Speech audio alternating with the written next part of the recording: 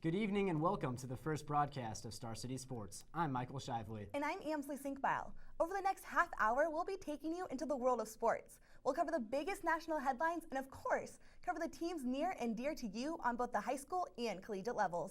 We'll be covering a wide range of sports and give you an inside look at the lives of people doing extraordinary things on and off the field. We'll also be catching up with former names we're sure you'll recognize, showing you where your favorite former Huskers are now. We've got all that and so much more. So now that you know what to expect, we hope you'll sit back and enjoy. This is Star City Sports. Three former Nebraska football players will be showing off for NFL scouts today in Indianapolis. Amir Abdullah, Randy Gregory, and Kenny Bell will participate in the first stage of the 2015 NFL Combine. Today they'll be interviewed by NFL executives and scouts. Abdullah and Bell won't take the field for drills until Saturday, and Gregory will show up to Watch on at the end of the play as Turner catches the football. That's football. Charles, that's football. I'm having wide open. Husker fans remember Bell's blistering speed, but scouts will be watching his feet as there are questions about his route. The Huskers aren't the only big names at the combine. Stars like Wisconsin's Melvin Gordon, along with Heisman winners James Winston and Marcus Mariota. Watch at the end of the play as Turner catches. Many high school football players are having big days today, too. The Shrine Bowl announced the rosters for their annual All-Star Game in Kearney this morning. Headlining the rosters for the North and South squads are future Huskers Deshaun Neal and Michael Decker. Other big names include Kansas State signee Adam Holtorf and Nebraska High School all-time leading rusher Calvin Strong. The game will be played June 6th. The Nebraska women's swimming and diving team are competing in their 4th Big Ten championships. The girls are in Ohio this weekend, swimming in 7 sessions over 4 days. Head coach Pablo Mariolo says the team is aiming to win their 9th. Always is to continue moving up in a very, very competitive conference, one of the best conferences in the nation. Coach Morales says it's all about swimming fast in the morning and then even faster at night. The team will look to 10 of their top 24 finishers from the 2014 meet to reach their final goals of the season. That's all we have for our top stories. Now, in local sports, the top 2 ranked high school girls basketball teams are in Lincoln tonight. Dustin Hoffman is live at Lincoln Northeast High School with more. Dustin? The Lincoln Northeast basketball team is ranked number 2 in Class A with a 20-1 record. Tonight, they face the 19th ranked Papillion La Vista South. We're ranked number 2 in the state. Everybody wants to try to knock off that team. We haven't lost on our home court yet, and Papio South wants to come in and try to leave a mark. Even though they are ranked 2nd, there's one team that Northeast is still chasing. Benson came out and was just on fire. Jumped out 18-2 lead, and so it just kind of snowballed. They're not, they're right now slightly better than us, but we're not. We hope to play them again. Northeast only loss on the year is to the top-ranked Omaha Benson Bunnies. They lost 71-31 and feel they didn't play their best. Well, we started off the game 0 for 14 from the field. We shot 18% on the night, which is probably the lowest field goal percentage we've had since I've been coaching here. Part of that was due to Benson and their defense, but we also had a really poor shooting night. During the game, Omaha Benson star player Kiana Ibis tore her ACL in the 4th quarter. She is currently committed to Arizona State and will continue her basketball career there next season. Yeah, you work on landing, proper landing, but the weight room's important, those types of things, but sometimes those ACL injuries are just so frequent anymore that you wonder how much can be prevented. The Benson Bunnies are ranked number 1 with an undefeated record and Northeast's only loss. This year, they continue and try to be defending state champions. Both teams with districts a week away, trying to finish strong. For Star City Sports, I'm Dustin Hoffman reporting. Man, first All-State player Jess Shepard goes down. Now Kiana Ibis with the torn ACL. That's pretty rough. It's such a shame, but that's a risk that comes with playing sports. Yeah, it is, but at least both of them still have their scholarships to go to college next year. Very true. And speaking of scholarships, did you hear about that little screw-up with future Huskers? Yeah, I did. We're going to go to Ingrid Holmquist with news and more on the scholarship fiasco.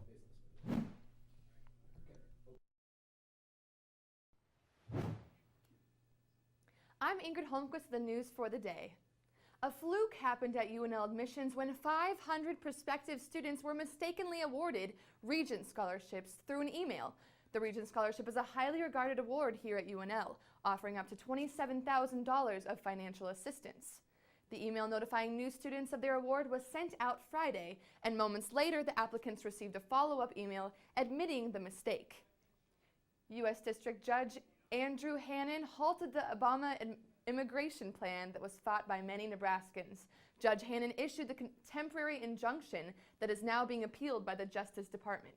The plan created by President Obama puts on hold orders that may spare over 4 million people from being deported. Those seeking insights into how justice systems can work and sometimes how they can fail. Reporting in Lincoln, Jen Shantz, Channel 8 Eyewitness News. Nico Jenkins shot and killed 4 people shortly after his accidental release. He pleaded no contest to the charges last year, and the trial has been on hold ever since, until today. Jenkins will appear in court in front of 3-judge panel who ultimately will decide whether or not Jenkins will be given the death penalty or receive an alternate sentencing based on the grounds of mental instability. This has been Ingrid Holmquist reporting the news. Back to you, Amsley and Michael. Thanks, Ingrid. When we come back, our own John Kipper will offer his opinion on the recruitment of young athletes. Yeah, popular recruiting websites such as Rivals.com are now targeting kids in the 6th grade. I'll give my reasons why that's a terrible idea next. Welcome back to Star City Sports.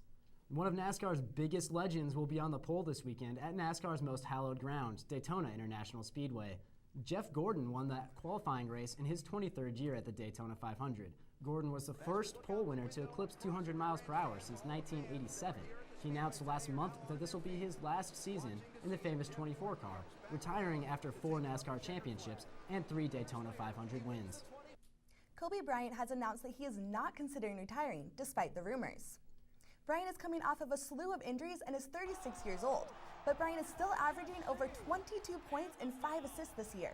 The 17-time All-Star cited the San Antonio Spurs as evidence that he can continue to play at an elite level.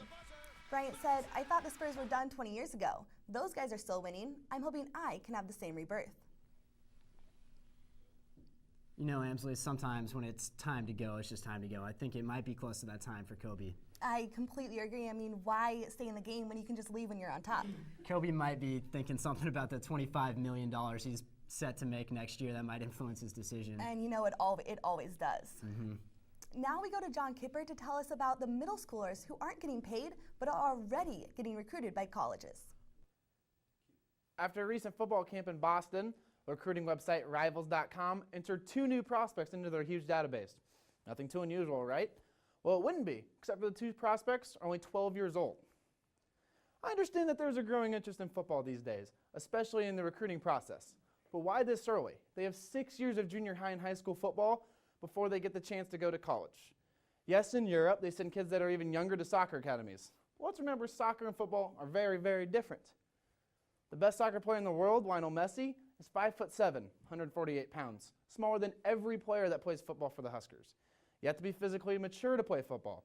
You got to be a grown man. The NFL doesn't let you enter the league until you have 3 years of college football experience. For reference, these 2 kids wouldn't have the chance to enter the NFL until year 2025. Another thing is lots of kids peak around junior high. For me personally, I was the same height when I was in 7th grade as I am now. I never grew another inch. On the contrary, NBA superstar Anthony Davis grew 7 inches before his senior year of high school. Point being, this stuff is impossible to predict. Why try this early on? Other naysayers will say that since these kids are already on these schools' radars, of course they should be put on Rivals.com. I just don't think that's the case. Around 75,000 football prospects are evaluated each year. If college football coaches got that far ahead, they judged nearly 500,000 kids before they got the chance to judge these 2 talented 6th graders. What harm would it do for a place like Rivals just wait until, I don't know, these kids are in the 9th or 10th grade? Save these teenagers from all the unwanted scrutiny and actually give them a chance to succeed. If these kids are all that talented, they're going to get tons of attention anyway. Until that happens, can we please just let them be kids? Let's allow them to go to the SpongeBob movie on Friday night without some crazy Alabama fan convincing them to go play for the Tide. We already worship high school and college sports too much in our society. Let's not worship 6th grade midget football as well. No, Amsley, nobody really made a big deal when I scored 10 points in my 7th grade basketball game. Really? Because, I had recruits when I was in junior high, but I had to focus on academics. All right, you're telling me you were recruited in 7th grade? Okay, I may have exaggerated just a little bit. Oh, okay. That would have caught me off guard if you recruited some. Just like the snow this morning caught me a bit off guard. Here's Star City's weather team with an update on the snow. And now, a look at the forecast with Star City weather. Good evening. I'm Emily Lockenmeyer with your Mardi Gras Day forecast. Mardi Gras is a Christian holiday celebrated before the first day of Lent each year. Mardi Gras is a day of feasting and festivity celebrated all around the globe. Taking a look here are your top 3 Fat Tuesday party cities. Here in the United States, New Orleans at 44 degrees, partly cloudy there. As we head south to Rio de Janeiro, Brazil, 88 degrees warm, but they are experiencing some thunderstorms. And as we move out into Europe, Venice, Italy at 46 degrees and sunny. Up next is Casey Kuranda with your local weather. Thanks, Emily. All right, so let's take a look at our satellite real quick. As you can see, this is where that snow was moving off. This was later in the morning, but you can see that snow cover that did come. And as this jet stream dips down, it is keeping our temperatures a little bit cooler, but it's also bringing the snow down into to the southwest and then out into DC and that area where they actually got about 4 inches of snow, which isn't out of the ordinary for them, but it's a little more than they would like. So as we take a look at our temperatures outside, it's 23 degrees, and we did have a southwest wind at 5 to 10 miles per hour, so a little bit of a breeze, but that is definitely giving us that wind chill of 10 degrees. So if you're going out tonight, make sure you keep that coat handy. Tonight, our low is going to be 6 degrees, partly cloudy. We are going to have a north-northwest wind at 5 to 15 miles per hour, but those gusts could get up to 25, so definitely going to be a chilly night. As we take a look at the temperatures across the state, 23 here in Columbus, 20 in Hastings, 25 at Broken Bow, but down where they didn't get those clouds or have that snow, it's a little bit warmer than what we had here on the rest of the portion of the state. As we take a look at tomorrow, at 9 a.m., it's going to be 7 degrees. So that is definitely going to be chilly, and that's going to have a wind chill. We aren't going to reach our high until 3 p.m. when it's going to be 18 degrees. Going to be breezy all day. We are going to have those gusts up to 25 miles per hour, and we're going to have clouds most of the day. As we take a look at our week ahead, we are going to have a fairly warm beginning to our weekends. Sunday, it is going to be 22, though. We're going to have chilly wind chills, lows all the way across, some good wind chills. Tuesday, it's going to be 37 and breezy. Back to you, Michael and Amsley. Thanks, Casey. Coming up next, we go to a live look-in at the KRNU studios for their flagship sports show, Delay of Game. We'll be right back. To Star City Sports. Nebraska basketball is struggling through the heart of the Big Ten schedule. Let's take a live look in at Delay of Game guys while they debate the topic on KRNU.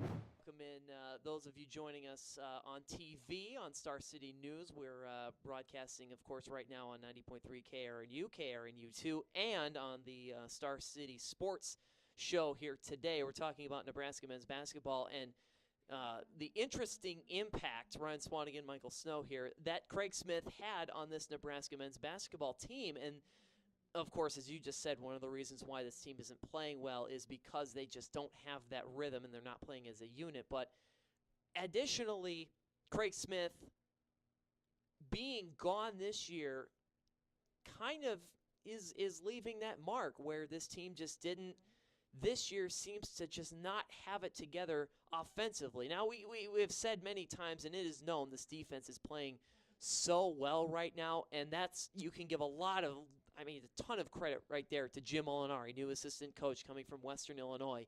He is now certainly probably going to be watched closely in the future as far as getting a head coaching position because of everything that's gone on this season. So certainly Nebraska overall, though, is trying to make sure that you could basically at this point just kind of salvage what's going on for the rest of the year and then kind of just basically see what's going on at that point. We have to run to a quick break here, Michael. We're going to get more of your thoughts here after this. We're also going to send it to a break on Star City News as well, so we'll come back with the conclusion of Star City Sports and delay of game here on KRNU2. That was a live look-in at delay of game featuring Ryan Swanigan and Michael Snow. I'm glad that we're really able to get a look at what those guys are doing. It's always fun seeing what they're up to. Yeah, we've both been able to be guests on that show, and it's a ton of fun working with them, especially Ryan, even though he did talk a lot there.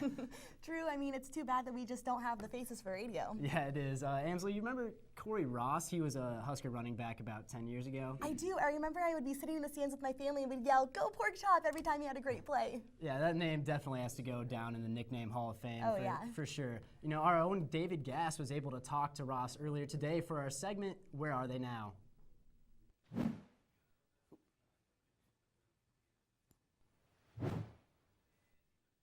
I'm David Gass with Where Are They Now, and today we're taking a look at former Husker athlete Corey Ross. As running back, Ross ranked 9th on the team's all-time rushing list with 2,700 yards, while also picking up the name Pork Chop due to his small stature and dominant weight. After proving himself at the university, Ross headed over to Baltimore, where he signed with the Ravens as an undrafted rookie free agent. He was released in 2008, but Pork Chop's passion for football didn't stop there. Ross recently concluded his term as head coach with the Lincoln Haymakers and now serves as head coach for the Omaha Beef. He joined us earlier today via Skype. Ross, for those that may not be too familiar with Indoor Football League, can you please tell us a little bit about it? It's a fast-paced 8-man style football. It's indoor, obviously. It's on a 50-yard field. It's just a lot of motion. It's a fun place to bring a family. And I mean, when you come to a game like these, you walk away with something. Whether that's a football, because players score touchdowns, throw the footballs in the stands. The cheerleaders throw things out, and you actually see some fast action, a lot of scoring and things like that. So it's really fun, very creative. Perfect. That sounds like a good time. Now, after sweeping the Metro Militia the other day, 43-0, how would you say that's affected your confidence as a new head coach? There's a lot of things that we saw watching film afterwards that we feel like we need to make some decisions and get some more players in. But overall, we did very well as a team. And they made a lot of mistakes that kind of helped us. So as far as us, getting the turnovers we wanted and doing the things that needed to be done, we didn't. But obviously, defense stopped when you get zero points scored on you. It's a great accomplishment. So I'm pretty proud of the guys. I could imagine. Now that the Beef has several ties with the university, do you feel that will help kind of build a larger audience for the Beef? I think having these guys, especially the Brandon Kinney side, was huge for us, and starting to get some momentum and trying to let people know and get an understanding who the Beef is. Perfect. And now, how would you say that your experience as a Husker has benefited you during your time in the NFL? When I got to the next level and got to play with Baltimore Ravens, I brought that attitude, that hard work attitude that was instilled at the University of Nebraska. So it was pretty easy as long as I knew I was working hard up there and that I would make it. Great, Ross. Thanks for your time and thanks for joining us today. We really appreciate it. Hey, I appreciate you guys having me on and representing the Omaha Beef. We'll definitely have a big game coming up here. March 6th is our home game, so come on at 7 o'clock, Rawson Arena. We'll be there. For Star City News, this has been David Gass. Where are they now? It's great seeing former players like Ross stick around Nebraska. Oh, I completely agree. And Pork Chop is a little bit more of a lean meat, but if you've seen Ross lately, I guess coaching for the Beef is pretty appropriate. Yeah, it is. The next time you can catch Ross and the Beef is Saturday, February 28th in Sioux City. UNL is attracting a big-name guest this week. Sabrina Fulton is the mother of Trayvon Martin, and she's speaking tomorrow night to the students. Ingrid Holmquist has the story and more after the break.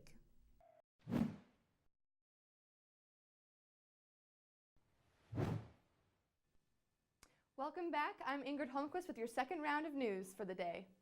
500 prospective UNL students received an email saying they would be awarded the prestigious Regents Scholarship. Come to find out, the email may not be accurate. The students then received a follow-up email moments after saying, "This email is to notify you that you may have received an email in error. Please disregard any email you may have received earlier today regarding a preliminary Regents Scholarship offer. We apologize for any confusion as a result of the earlier email. I'm guessing confusion wasn't the only emotion felt by these Regents Scholarship hopefuls. The ASUN Governmental Sustainability Committee proposed a student fee increase of $2 to develop a green fund at UNL. The Green Fund would allow students and professors the ability to apply for grants related to environmental conservation. Currently, UNL is one of 4 out of the 14 Big Ten schools to not have a Green Fund.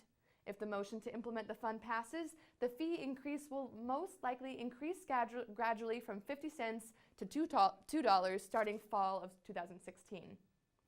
The mother of Trayvon Martin, Sabrina Fulton, is speaking at UNL campus today and tomorrow.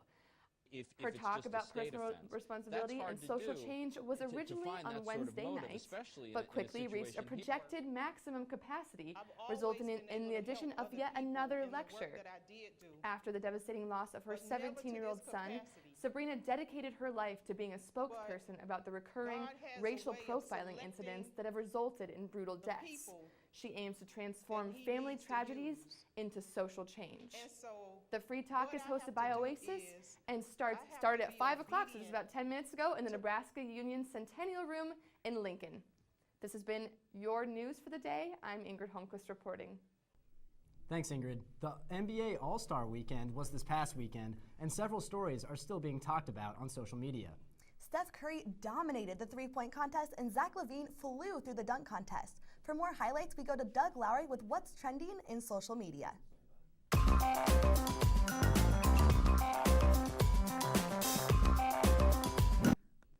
I'm Doug Lowry, bringing you your social media updates for the day.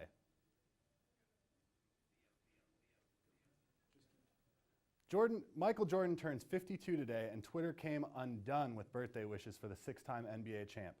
Thousands of fans took to Twitter and Facebook to wish the former Bull a happy birthday. Former UCLA Bruin Zach LaVine won the NBA dunk contest Saturday. His gravity-defying dunks were still trending on Twitter as of this morning. The 19-year-old from Renton, Washington pulled off 3 dunks between his legs and for good measure brought one around his back. LaVine is in his first season with the Minnesota Timberwolves and averages just under 8 points per game. Avery Harriman has gone viral more than once on social media.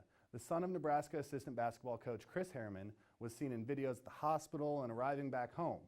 Today, Avery went viral again. His dad, Chris, tweeted out a picture of him on the way to his first day of first grade. The 7-year-old has been in remission of leukemia since early January. Lastly, Alex Rodriguez posted a picture of a handwritten apology to Yankees fans. To see that, check out our Twitter at StarCityNews15. That's going to do it for me. Let's send it back over to Amsley and Michael. It's great seeing Avery looking healthy and going to school now, Amsley. It's so true. I love these stories, these uplifting stories that sports gives us. Yeah, and I think you have another one here about the perseverance and dedication it takes in sports. You're right. Get this. A woman crawls across the finish line at the Austin Marathon race. Yvonne Negedic was so determined to finish that race, she crawled more than 400 meters to cross the finish line on her hands and knees. She suffered from dangerously low blood sugar, but Negedic said that's not a reason to give up. Running always, you have to keep going. You need to die running, you know. Negedic finished in 3rd place with a time of just over 3 hours. You know, Amsley, I'm glad we were able to do this sports show. It's nice to talk about sports, which is something that so many Nebraskans care so much about. It's so true. I'm glad that we get away from, the crime and the sadness that news can bring us sometimes. Yeah, that's all we have for the Star City Sports Show tonight. I'm Michael Shively. And I'm Amsley Sinkbile. We'll see you next time.